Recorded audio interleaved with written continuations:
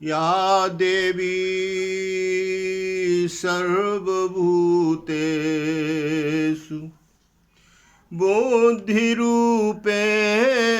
संस्थिता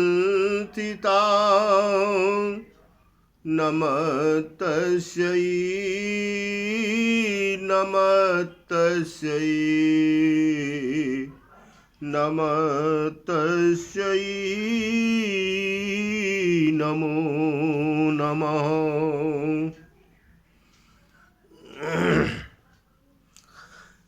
जब घोर कलयुग आएगा, अपने समाज से धर्म समाप्त हो जाएगा। समाज में धर्म नहीं रहेगा और धर्म रहेगा मनुष्य अपने रुचि के अनुसार उसका धर्म होगा।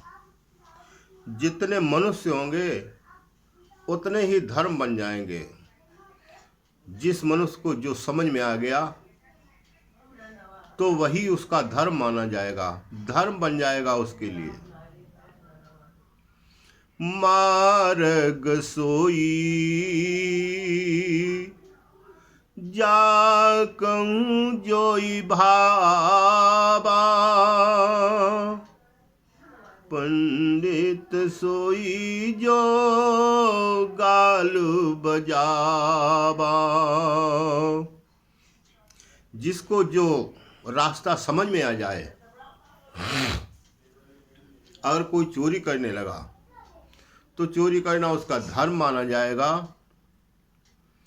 ये कलयुग का लक्षण है, घोर कलयुग का। और जो अधिक बातें करने वाला होगा, लोग उसी को ही विद्वान पंडित मानेंगे। अभी तो धर्म कम है, लेकिन जैसे ही कलयुग की अवधि बीतने पर,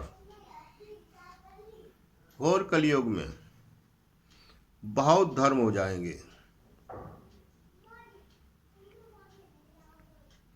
जो मनुष्य उल्टी सीधी बातें करने वाला होगा, लोग उसको बहुत बड़ा पंडित मानेंगे। सत्य का नामो निशान नहीं मिलेगा। सत्य सलाखों के अंदर बंदी हो जाएगा, सत्य नहीं मिलेगा ढूंढे। और जो सत्य बोलेगा भी लोग उसको मूर्ख मानेंगे। पवित्रता बहुत दूर भाग जाएगी, पवित्रता नहीं रहेगी। मन, वाणी, तन से मनुष्य तीनों से अपवित्र हो जाएगा। वाणी से क्या किसके लिए कौन बोल दे, कोई संयम नहीं होगा। जिसके समझ में जो आया, पता नहीं किसके लिए क्या बोल दे, कोई वाणी पर संयम नहीं रहेगा। वाणी दूषित हो जाएगी। मन से किसी के लिए अच्छा नहीं सोचेगा, जब भी सोचेगा तो दूसरे के लिए बुरा ही सोचेगा। तन से मनुष्य अघोरी हो जाएगा, तन से भी पवित्रता चली जाएगी, अपवित्र हो जाएगा। क्षमा समाप्त हो जाएगी। मनुष्य के अंदर क्षमा नाम की कोई चीज नहीं रह जाएगी। मनुष्य क्रूर स्वभाव के हो जाएंगे, निर्दयी स्वभाव के। मनुष्यों का स्वभाव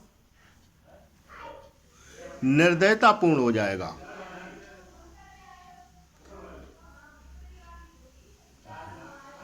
और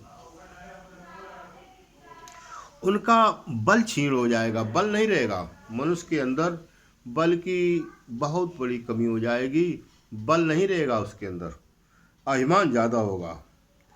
कलयुग में जिसके पास में धन होगा, वो कितना भी दुराचारी हो, अधर्म करने वाला हो, अधर्म कर रहा हो, दुराचारी हो, अधर्मी हो, अत्याचारी हो, लेकिन कलयुग में जिसके पास में धन होगा, उसी का लोग सम्मान करेंगे, इज्जत करेंगे और बहुत बड़ा महान व्यक्ति समझा जाएगा। जिसके हाथ में शक्ति होगी, कलयुग में जिसके हाथ में ताकत होगी, शक्ति होगी, वो अन्यायी होते हुए भी, वो कितना भी बड़ा अन्यायी हो, लेकिन न्याय उसी के पक्ष में जाएगा। ये कलयुग का लक्षण होगा। न्याय सही व्यक्ति को नहीं मिल पाएगा। विवाह संबंध लड़का लड़की अपनी इच्छा के अनुसार करेंगे, उसमें ऊंच नीच, जात कुजात, धर्म अधर्म का कोई विचार नहीं माना जाएगा। माता पिता की उसमें कोई भूमिका नहीं होगी। माता पिता की कोई मानेगा नहीं। बच्चे अपनी इच्छा के अनुसार जहाँ इच्छा होगी, चाहे जात हो, कुजात हो, ऊंच हो, नीच हो, अच्छा हो, बुरा हो, अगर समझ में आ गया, फिर चाहे कितने दिनों तक उनका संबंध चले न चले, वो तो अलग की बात है, लेकिन उसमें माता पिता की कोई भूमिका नहीं होगी। आपसी सदाचार, ईमानदारी का नामो निशान नहीं मिलेगा। आपसी सदाचार, ईमानदारी का नामो निशान नहीं मिलेगा। जो छलिया कपटी होगा वो उतना ही व्यवहार कुशल माने जाएगा। छलिया है, कपट करने वाला है, इधर से उधर करने वाला है, दूसरों को एक दूसरे से उलझाने वाला है, गलत सीख दे करके दूसरे को लड़ाने वाला है। लोग उसको ही बड़ा व्यवहार कुशल मानेंगे। ये घोर कलयुग का लक्षण है। स्त्री पुरुष की अच्छाई, स्त्री पुरुष की अच्छाई, शील, संयम, शील और संयम से, सदाचार से, व्यवहार से मानी जाती है। लेकिन कलयुग में ऐसा नहीं होगा। घोर कलयुग में इन सब से स्त्री पुरुष की अच्छाई नहीं मापी जाएगी। कलयुग में रति कौशल में जितना मनुष्य कुशल होगा उसको ही बहुत ही अच्छा माना जाएगा, उसको श्रेय प्रदान किया जाएगा, उसी के लोग सम्मान और इज्जत करेंगे, क्योंकि रति क्रिया में, रति कौशल में कुशल है। तो इस प्रकार से कलयुग के और भी लक्षण हैं। अब इनसे निजात मनुष्य को कैसे मिल सकती है?